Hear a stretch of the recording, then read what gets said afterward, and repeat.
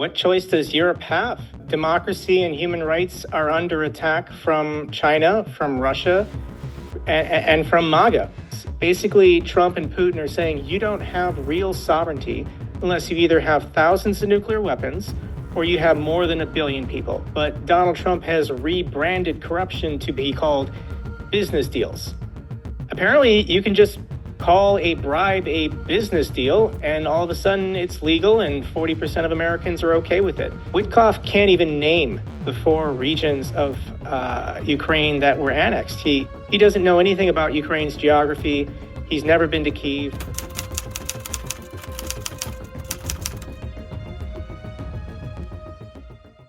Hello everyone, my name is Alex and I'm wearing a t-shirt with Ukrainian coat of arms, which means you're on the channel Alex from Ukraine. And today on our show we have a truly special guest, someone who throughout the entire full-scale war has been exposing the truth about Russia's armed aggression against Ukraine on a daily basis. He is also a United States Air Force veteran who served as a nuclear and missile operation officer, a YouTuber, and a highly respected voice, Broe.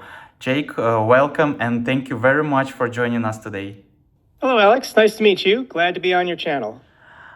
Jake, in your one of your recent videos, you highlighted the successful seizures of the tanker Sajida by US forces and Grinch by the French Navy.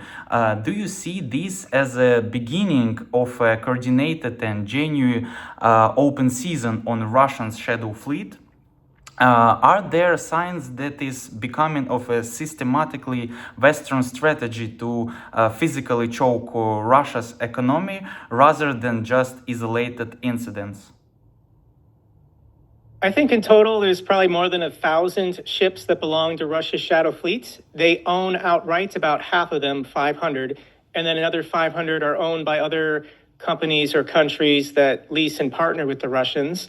And Ukraine, I think, has been applying the best sanctions, kinetic sanctions, going after tankers entering the Black Sea. There was an attack on one in the Mediterranean. That should continue. I'd like to see more of that. But if any Western partners are willing to interdict these oil tankers for violating sanctions or violating international law, I've been arguing for this for 4 years. So yeah, I'd like to see more of it. Unfortunately, from the United States, what Donald Trump is doing is not targeting Russia specifically. Donald Trump is basically saying any oil coming from Venezuela belongs to me. I want that oil. So 7 or 8 of these shadow fleet tankers, they were sailing from Venezuela with oil back to Russia. What was happening here is the Russians were selling or giving military equipment to the Venezuelans, billions of dollars worth of air defense systems, and the Venezuelans were paying for that military equipment with crude oil shipments. The Russians were then going to resell it or process it for themselves. So the Venezuelans were getting military equipment they desperately wanted, and the Russians were making a little bit of money off of these transfers. So the United States has put an end to that as far as any oil tankers coming in or out of the Western Hemisphere. Once again, Trump is not trying to punish or target Russia. He's just trying to state North and South America is my sphere of influence, and I have control over all the natural resources of North and South America. Now, France intercepting this ship in the Mediterranean, I'm a bit more excited about that operation, and I hope that the French find the fortitude to continue doing it. A lot of these ships are environmental catastrophes waiting to happen. They are not operating legally, and they are not operating safely. They're doing ship-to-ship transfers, places in the Mediterranean to avoid sanctions and regulation of some kind. So yes, I would like to see more governments, especially in the Baltic Sea, get more proactive about going after these ships that are in violation of sanctions and international law.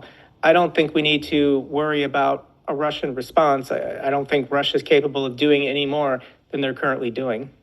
As for Moscow's reaction, their ships are literally being taken away in international water.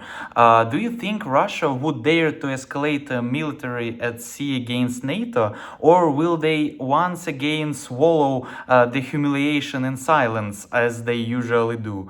Especially given how their own air defense systems are now hitting Russian cities, it seems opening a second front at the sea against NATO is the last thing they're capable of. No, Russia has no spare capacity to actually protect any of these ships. This oil tanker that was fleeing Venezuela and the United States Navy tracked it down off the coast of Iceland. Russia claimed they sent out a submarine to escort it. Okay, what's the submarine going to do? And it's convenient that you can't prove that a submarine was there.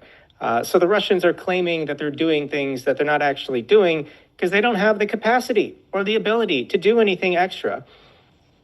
Russia's Black Sea fleet has basically surrendered. They've roped up the naval base in Novorossiysk after Ukraine successfully got in a drone boat and destroyed a second submarine. So no, Russia's Navy has no capacity to do anything. Russia's actually at the mercy of Western nations if they choose to start impounding and confiscating these ships en masse. The entire international trading system is incredibly vulnerable for authoritarian regimes such as China and Russia because they depend on the United States Navy and Western partners to enforce international law and protect international shipping lanes, which I'm getting to the point where I don't know why we're doing this, protecting and aiding the economies of these authoritarian regimes when they don't respect international law. And honestly, they're being openly hostile towards the Western alliance. You mentioned Minister Fedorov's new goal, inflicting 50,000 Russian casualties per month, largely through fiber optic FPV drones that cannot be jammed by electronic warfare. If Ukraine succeeds in this kind of drone war, does this mean that the Western doctrine of heavy armored warfare is becoming obsolete? Should partners focus less on tanks and more on the mass production of robotic and drone components instead? I think in general, the future of warfare is artificial intelligence and drones in every capacity. So designing planes, designing armored vehicles where humans have to get inside them and somehow survive. I think we've advanced to a certain point where we're now living in the future, and autonomous systems obviously are preferred because then nobody has to die. You can always build more robots or build more drones, but it's really hard to create a new 25-year-old man to fight on the front lines. Ukraine, I think, understands this. The Russians are going to continue discarding human life because they don't value it at all. But Ukraine knows the most important resource they have are their people. And it's honestly their most scarce and limited resource. So this new defense minister, Fedorov, I just saw, he's having Sternenko, the YouTuber, on his advisory council board, which I know a lot of people in Ukraine are excited about because Sternenko pays attention to the war every day and is in constant communication with frontline units. He can receive their inputs, their feedback from drone operations. And he has the ear of the defense minister and can immediately pass these along. So that's a fantastic opportunity for getting new ideas into an old Soviet system. And yes, I think Ukraine has figured it out that $10 million tanks are nice, $16 million jets are nice, but what beats a $400 FPV drone at the moment? And nothing. There's nothing the Russians can do to have a breakthrough on the front lines or start advancing as long as Ukraine can make enough of these cheap drones and continue to blanket the front lines. Russia is obviously frustrated. They would love to have a significant breakthrough, but it's just not going to happen as long as Ukraine can continue mass producing these cheap FPV drones. And that is the future of warfare for defensive militaries, defensive armies. You showed footage of a Russian air defense missile crashing into a residential building inside Russia and noted that their systems are becoming unreliable. In your view, is this primarily the result of a technical wear after years of war, or does it reflect a degradation in personal training with inadequately prepared crews being thrown into a combat? I'm sure it's a compilation of maybe production issues with either the air defense missiles or the systems. So that could be an explanation for why this happens regularly, that Russia fires off air defense systems to shoot down a Ukrainian drone or missile, and then the air defense system missile bombs their own city, their own apartment building. So yes, it could be a manufacturing or a technical malfunction, but it also could be an operator malfunction or error. I do know that Putin is trying to basically backdoor mobilize more men into the military, claiming I'm calling up reservists for just air defense. I'm calling up these reservists and they're not going to be sent to Ukraine. They're only going to be used to protect refineries, protect power plants, protect military industrial factories. However, these guys are not very happy. They don't want to be there. They've had 4 years to sign a contract and go to the SMO, and they've said no. So Putin's dragging them in anyways. And there's no money to pay these guys. They're not making $2,000 a month like the guys in the occupied territories are. Putin is paying them $133 a week. That's the Telegram post I saw, as these reservists who have been mobilized to stand out in the middle of nowhere to protect an oil refinery. And they're not content with where they are or what they're doing. They don't want to be there. So these are the people that Putin is putting in charge of these advanced air defense systems. And I'm not shocked that they're not good at their jobs and they don't really care if they're hitting their own civilians. You pointed out an interesting coincidence. Ukraine paused strikes on Russian oil refineries in early January, exactly when Russia agreed to a so-called silence regime to repair the power line to the Zaporizhia nuclear power plant. Do you see this as a sign that the war is entering a phase of micro deals over critical infrastructure, even if large-scale peace negotiations remain impossible? Going back to August, so late August, early September, it was obvious that Ukraine made a decision to start aggressively going after oil refineries. If you can destroy these distillation towers, this is expensive, complicated, delicate equipment. If you hit it with a drone, it's going to have some downtime for repairs. So for 4 or 5 months, Ukraine every 2 or 3 days was hitting an additional refinery. And then on the morning of January 1st, New Year's Eve, they abruptly stopped. And it's been 25 days since they've attacked an oil refinery. There could be multiple explanations here. The first one being perhaps they are behind the scenes trying to negotiate with the Russians about something. Repairs to the Zaporizhia nuclear power plant could be one, and maybe as a gesture of goodwill to get the Russians to cooperate on something that Ukraine cares about. They've momentarily halted just the refineries, but they're still going after oil depots, export terminals, obviously shadow fleet tankers. I'm speculating. That is one theory. Another one could be they're waiting for some kind of assessment process. They're trying to do a complete analysis of all of the oil refineries they've struck. What is the state of their current repairs? If they're working on repairing something and there's a facility that's down, you don't want to strike it again. Wait for them to waste the money, the manpower, and the resources to get that refinery back up. And as soon as it's back up and running, then you hit it again, after they wasted all that time and money trying to fix it. So I do think there might be an assessment period going on, and they're going to create a new priority list. And then maybe February 1st or March 1st, I don't know, they'll start going back to hitting these refineries again. I thought that was a winning strategy. I'm sure people are asking, why did Ukraine stop striking refineries? But it's not because they've given up or they're not attacking anything. They're just going after thermal power plants. They're going after substations, maybe because it's so cold and it's the wintertime in Russia. they're deprioritizing refineries to instead go after energy infrastructure. So that's my theories. But what do you think, Alex? Why do you think on January 1st they stopped striking refineries? Because our new head of the office of the president of Ukraine, it's head of our intelligence previously, and I think it's a serious plan for future. But if we turn to the US, you urged the Europeans to wake up and respond to Trump's aggressive rhetoric, for example, regarding Greenland, with economic tools such as dumping US debt obligation.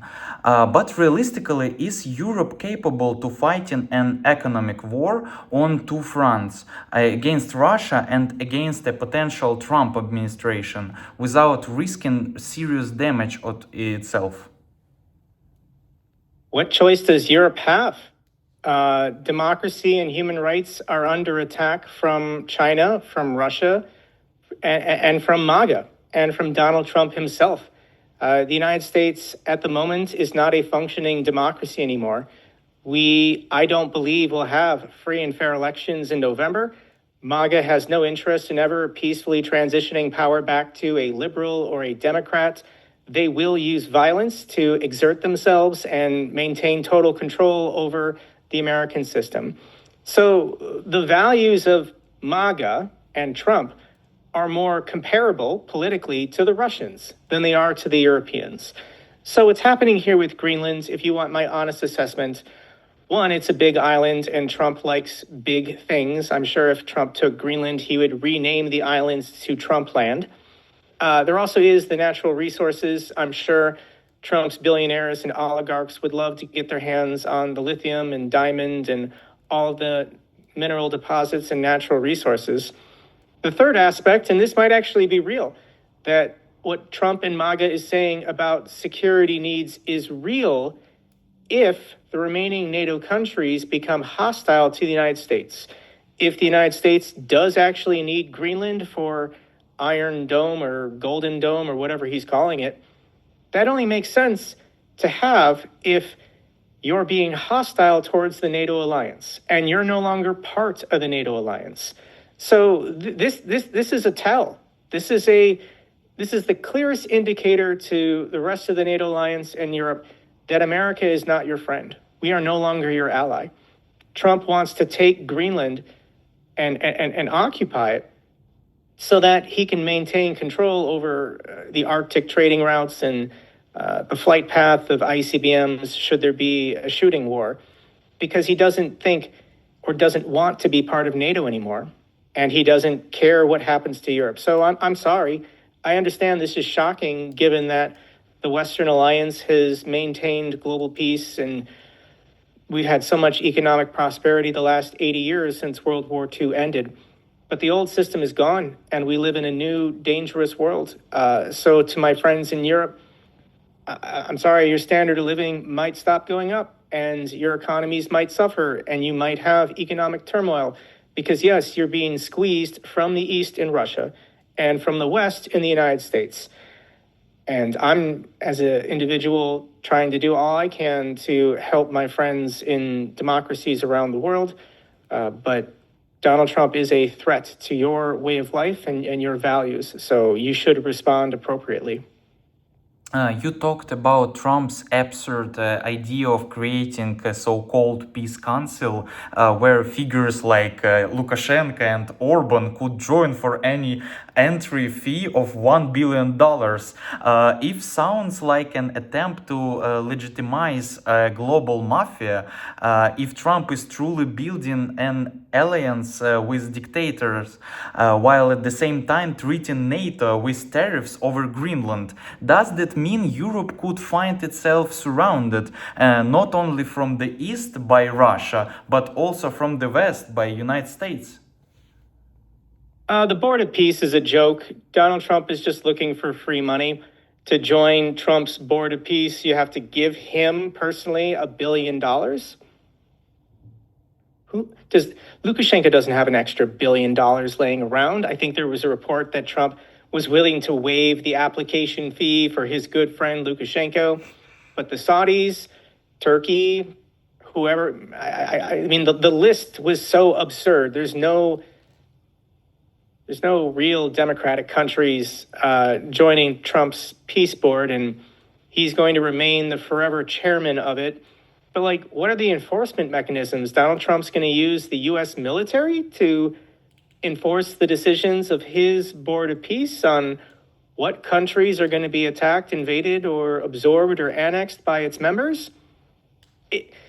This is a DC comic reference, but it's just a Legion of Doom. I mean, we've reached levels of absurdity that I can't explain it to you. I'm not going to try to explain it to you. There's nothing to explain.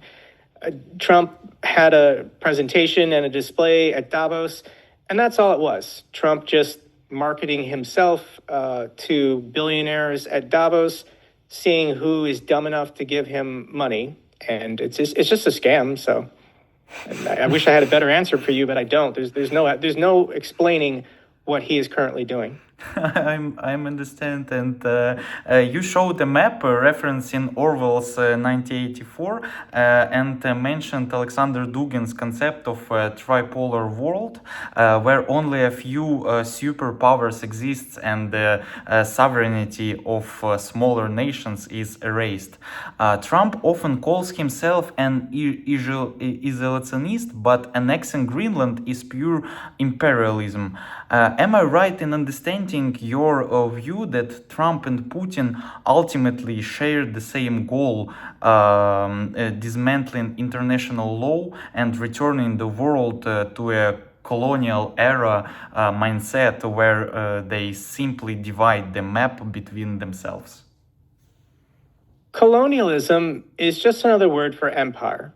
And empire is what I think the natural state of man is. I think going back to 10,000 years of human civilization, as soon as we figured out agriculture and having food surpluses, kings started to develop in these city-states and they raised armies. And it's just human law, human nature. You fear your surrounding neighbors and you become paranoid and obsessed. They're going to attack you. So you think it's in your own security interest to attack them first. Assimilate or absorb their people, steal their resources, conscript them, enslave them, keep expanding, keep getting bigger until you knock into another big dog. And then it's a slug out fight. Who gets to control the resources? Who gets to control the people and the region? What the United States attempted to do with the creation of the United Nations and the Bretton Woods agreements and all these international organizations was to say, we developed nuclear weapons. We can no longer have wars anymore. If we go to war, this could end human life on this planet. So yes, the international rules-based order is designed to limit the power of great nations, to limit the reach and power of, at the time, the Soviet Union, China, the United States, the British Empire, which collapsed. So what Trump wants to do is to just discard all that. And he is correct when he says all of these international laws and all of these international organizations restrict us. They limit us. We would be more powerful, more prosperous, more great if we just ignored international law, used our powerful military, annexed Canada, annexed Greenland, declare South and Central America as our sphere of influence. The people don't really matter. We just want their resources. This is a horrifying world, and we're returning to it. So we have the internet. Everyone has 4K HD phones. Nobody really knows what it was like in the 1800s under colonialism or empire or slavery. But Trump and Elon Musk and Peter Thiel, they're trying to bring it back because they think it's a good idea. This only benefits a few large nations. Basically, Trump and Putin are saying you don't have real sovereignty unless you either have thousands of nuclear weapons or you have more than 1 billion people. So the list is the United States, Russia, China, and India. Those are the only countries that have real sovereignty. Everyone else, eventually one of the big dogs is coming for you. They're going to invade your country, imprison or kill your political leaders, assimilate you, steal your resources, and subjugate you. Not a great deal for most of the people in South America, Africa, Southeast Asia, Europe. The remaining power in the world is the European Union. The European Union collectively is the only chance they have for exerting and protecting themselves against the other sovereign, the other mighty nations that exist now. This is why Elon Musk, Peter Thiel, J.D. Vance, Donald Trump, they're so focused on electing far-right nationalist parties in European countries who will promote anti-EU policies, divide and conquer, weaken all of these countries so that they can be controlled and then ultimately absorbed. This is what Dugin is talking about, and this is what George Orwell predicted in 1948 when he wrote 1984. Jake, you stated directly that Trump's interest in Greenland is not about national security, but about seizing rare earth resources, lithium, gold, uranium, for his oligarchs, friends like Peter Thiel and Elon Musk. If US foreign policy is now being driven by corporate interests than defense strategy, do you see at risk that the US armed forces could effectively turn into a global private military company serving billionaires? And how do American service members themselves react to this? Absolutely, that's what it is. Donald Trump views the United States military as his enforcer protection service. He wants to deploy the U.S. military to American cities to beat up and kill and imprison anyone who tries to resist or oppose him.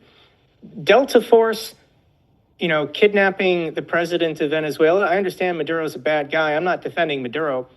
But Delta Force was not used to liberate the people of Venezuela. It was used to steal Venezuela's oil.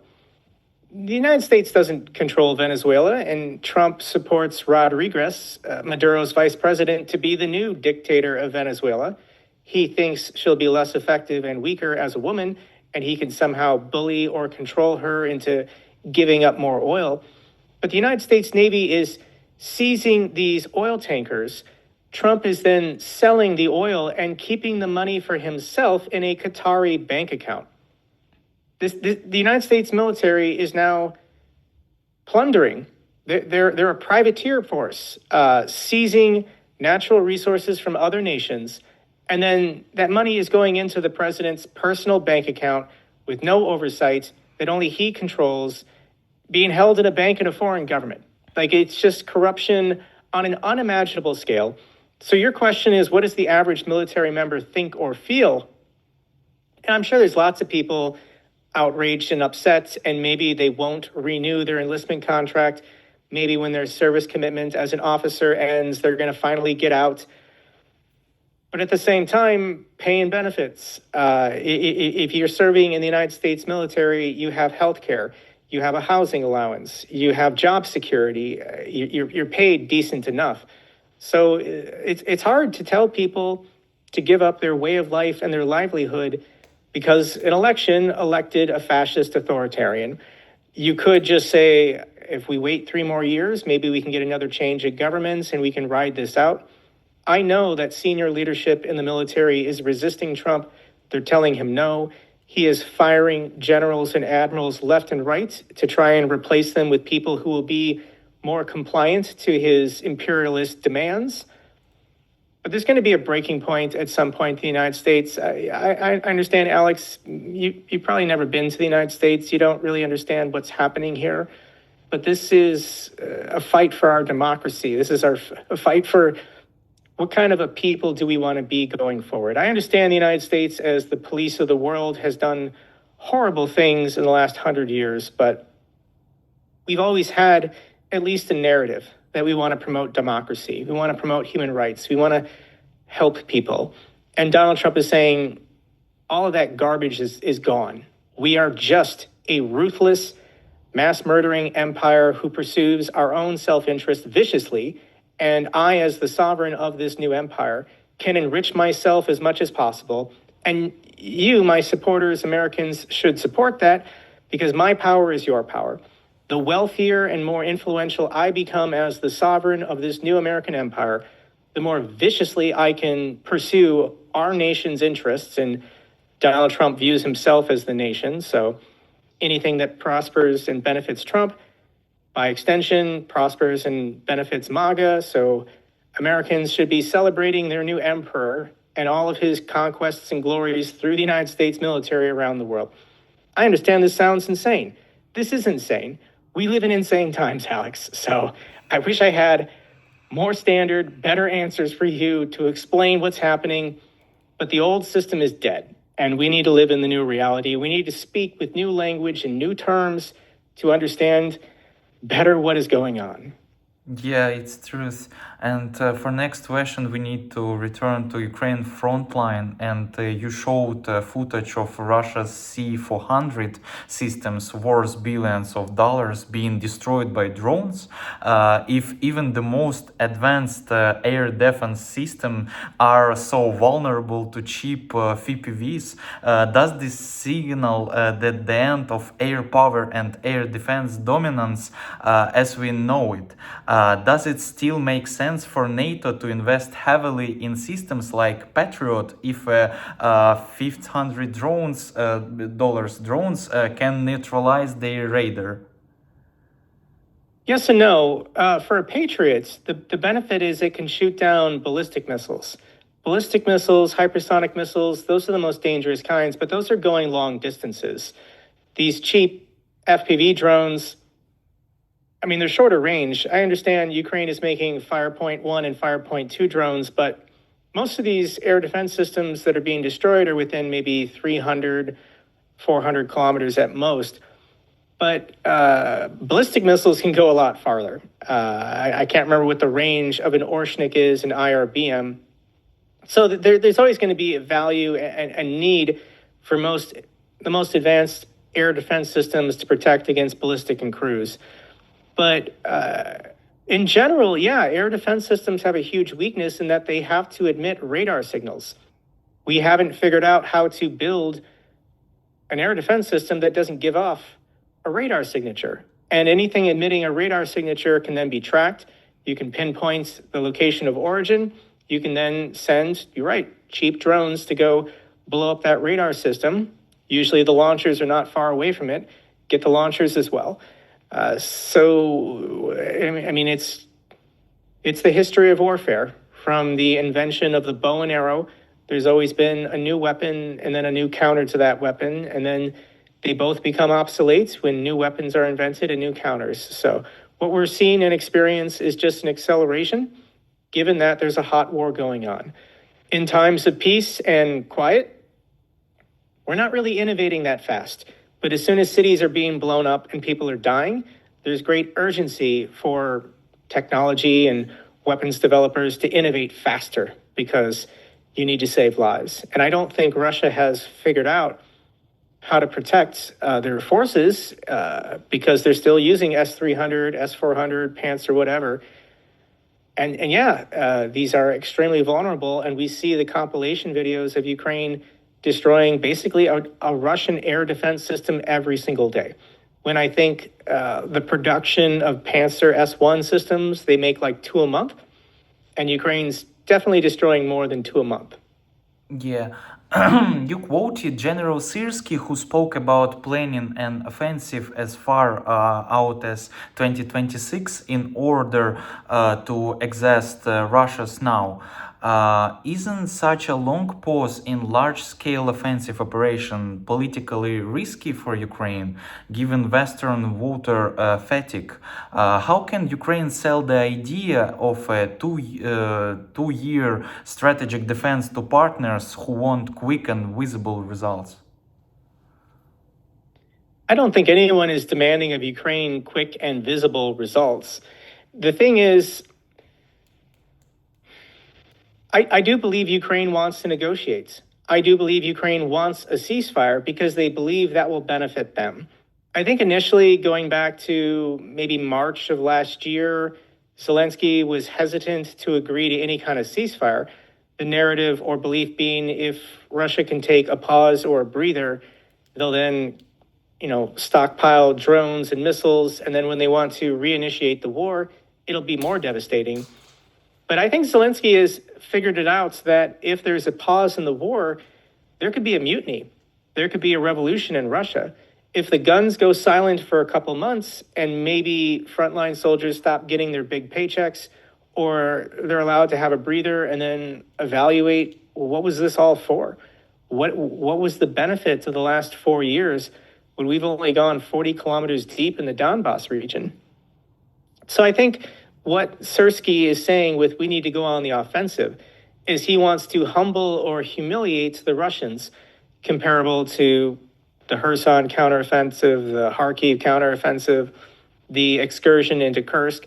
So there's got to be something big and dramatic where the Russian system believes they're showing weakness or vulnerability, and maybe then they'll agree to a temporary ceasefire or a pause, and then they'll actually negotiate. And I do believe Zelensky and Ukraine's government want a deal or would take a deal, and then they're just going to pause the war and hope or wait that there's some kind of internal revolution or conflict. When these 700,000 Russian soldiers in the occupied territories return home, and they're no longer getting those fat paychecks, when there's not really any good job opportunities or prospects at home, when their crippled or disabled veterans are not being respected, they're not being cared for, Putin knows that is the prime recipe for a revolution, which is another reason why he wants to keep everything in motion. To pause the war risks dissatisfaction or mutiny in the ranks. Sersky, Zelensky, Fedorov, I think they know to trigger something inside Russia, perhaps there has to be a pause. To get a pause, you need to have Russia feel like they were caught off guard and maybe they're showing weakness. You emphasize that Trump-linked figures like Steve Witkoff and Jared Kushner traveled to Moscow not for peace, but for business stakes and projects like Arctic LNG or Nord Stream, considering that these same people reportedly moderated trilateral talks in Abu Dhabi before heading to meet Putin. Doesn't this so-called peace process look more like an attempt to sell Ukrainian territory, particularly Donbass, in exchange for business privileges for the Trump's family? Yeah, it's just corruption. In the United States, we used to care about corruption, but Donald Trump has rebranded corruption to be called business deals. Apparently, you can just call a bribe a business deal, and all of a sudden it's legal, and 40% of Americans are okay with it. It's shocking. It's outrageous. Steve Witkoff, this was reported by the Wall Street Journal. Steve Witkoff was picked by the Russians. Kirill Dmitriev put a note through MBS of Saudi Arabia saying, I want Witkoff to be the envoy to Russia. I'm only going to talk to Witkoff. Witkoff, who's of Russian descent and has been doing business deals with Russians for 30 years, Trump's good friend. Witkoff has gone to the Kremlin 7 times this year or something like that to meet with Putin. And where's the breakthroughs? When Witkoff and Putin get together behind closed doors, they're not talking about how to sustain a ceasefire. They're not talking about controlled troop withdrawals. Witkoff can't even name the 4 regions of Ukraine that were annexed. He went on the Tucker Carlson podcast and he completely blanked. He doesn't know anything about Ukraine's geography. He's never been to Kyiv. And as far as Jared Kushner all of a sudden showing up in the last 2 months, Jared Kushner is Trump's son-in-law, and he handles all of Trump's overseas assets. Kirill Dmitriev controls or manages all of Putin's overseas assets. So they're just moving assets and pieces around, trying to enrich themselves, but it's a bribe. What kind of controlling stake in an LNG company or mineral rights or selling the Nord Stream pipeline to a Trump ally? That's the only thing they're talking about. How to make billions once we figure out how to get Ukraine to surrender or capitulate.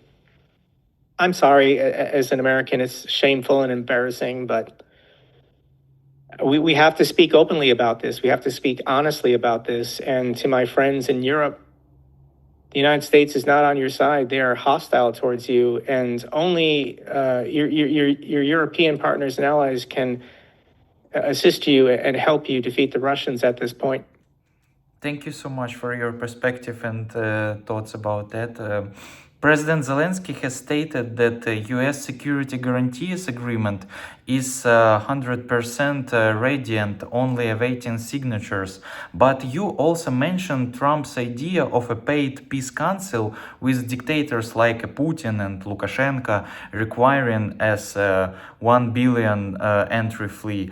Are American guarantees worth anything on paper if the potential guarantor Trump is while building a commercial alliance with the very aggressor?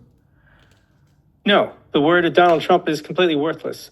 The word of the United States is completely worthless. If Trump is willing to violate treaty obligations that were signed under previous presidents and ratified by previous Congresses, he doesn't view anything that happened not under him as being legal or valid. International law is dead. In the United States, the Constitution and federal law is dead. We have a dictator, and it's whatever he thinks and feels in the moment.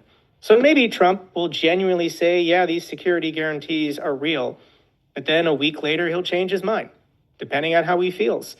It's not going to be hard to get the United States to renege on their security guarantees to Ukraine if Putin and the Russians just conduct a false flag attack.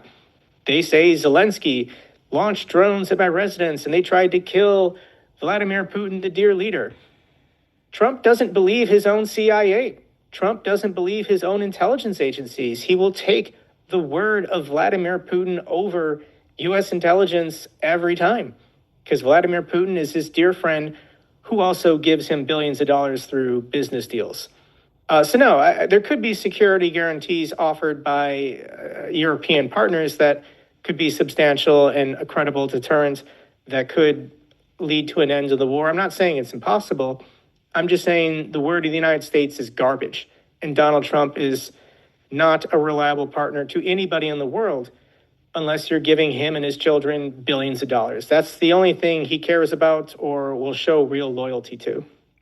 Recent reports mention Russia's encouraged formula, which demands the full transfer of Donbass to Russia in exchange for freezing the war. You've said that Putin will never agree to a ceasefire without Ukraine's capitulation. Do you believe the Abu Dhabi talks are merely a smokescreen designed to pressure Ukraine into abandoning the offensive planned by General Syrskyi for 2026 and to give Russia time to recover? There are no real peace talks. Like, the Russians know they're fake. Even Ukraine's delegation knows they're fake. It's just a political theater and performance for Donald Trump's demands or amusement. But we've been doing this for 13 months now. We've been doing this for a year. What breakthroughs have there been? What progress has there been? We're only doing this because Donald Trump during the campaign season said over and over, I could end this war in 24 hours. And we're now a year later. And the war's not over because Russia doesn't want to stop. Ukraine would love to stop the war, but they're not going to give up their best defense lines in the Donbass region that they've spent tens of millions of dollars in 2 years creating. It's so childishly stupid that the Russians would say, let our military go through the razor wire, through the dragon teeth, through the landmines, and safely get to the other side of your best defense lines, and then we promise we'll stop. We promise we'll end the war. Like, it's the dumbest ploy in the world, and they're going to keep offering it. Ukraine's going to keep rejecting it, and Donald Trump's going to keep pressuring and blaming Ukraine for not just doing what the Russians want, because, Trump doesn't get contract signings. He doesn't get the billions of dollars from the Russians until Ukraine gives up their best defense lines, and then the Russians believe they'll have a breakthrough to get to Kharkiv from the south, Dnipro from the east. It's not real, Alex. I'm sorry, but we don't speak truthfully about what's currently happening because Donald Trump only lives in a world of lies and deception. And sadly, tens of millions of my fellow Americans live in this alternate reality. And whatever Donald Trump says that morning, he just repeats blindly. It's a cult. I'm not part of it. I'm going to continue resisting it, but you can probably feel from my voice the exhaustion I'm feeling, knowing that, I mean, this is just complete lunacy, but I speak the truth. If I'm wrong in any way, I'd love for someone to explain it to me, because I would love to be wrong, but it doesn't feel like I'm wrong. Jake, I want to say thank you for your brilliant thoughts, for your strong position, and for your truth. I'm thank you for your insightful analysis, your clarity, and your honest perspectives. We truly appreciate your time and your work, and today we were joined by a truly exceptional guest, Jake Broe, a United States Air Force veteran who served as a nuclear and missile operations officer, a YouTuber, and one of the most respected voice consistently exposing the truth about Russia's full-scale aggression against Ukraine. We would be very happy to welcome you back on our future programs, and thank you for joining us today. Before we wrap up this conversation, Alex, I just want to say to anyone still watching, anyone still listening, Alex right now is sitting in the dark. He's sitting in the cold. The city is without power, and he's still taking the time to interview me and get this message out. And I want to say, Russia has never been weaker. Russia has never been closer to defeat or collapse or whatever the end goal is. There is some kind of secret countdown to the day Putin dies or the day the Russian military collapses, and we don't know what that is. But I just want to commend and thank the Ukrainian people, especially in the capital city of Kyiv, sitting in the cold, sitting in the dark, continuing to resist, continuing to fight for their democracy. And if you're watching this, please continue supporting them. Thank you so much, Jake.